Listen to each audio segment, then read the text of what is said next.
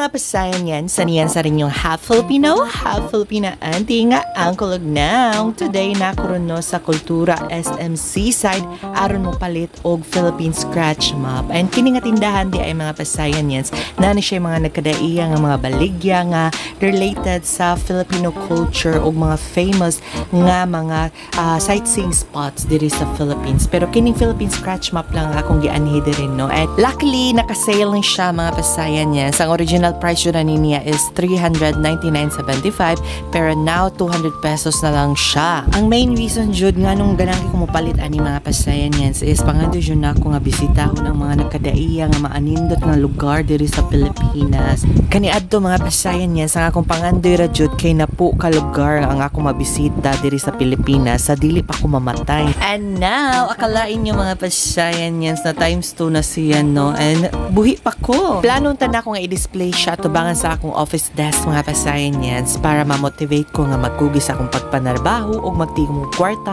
kaso dili siya masulod. So diri na lang ni siya kilid ni Santo Niño kay basin pa daidunggo niya akong pag-ampo nga palaagon pa. Aside nga imong scratch ang lugar nga imo nang nabisita, nasa ni features nga nag-recommend sa mga must-visit nga famous landmarks and mga activities nga dapat nimong buhaton diri sa Pilipinas. So, kung plano nimong bisitahon ang mga nagkadaiyang maanindot nga probinsya sa Pilipinas, I recommend nga paliton dyan ninyo ning scratch map para ma-monitor ninyo ang inyong mga travels. Pero gikapoy dyan kong kuskus mga pasayan yan. So, na akong manguda lang akong ipatiwas o kuskus ani niyan, no? Anyway, mauro to siya. Thank you very much for watching. See you in my next vlog. Bye-bye!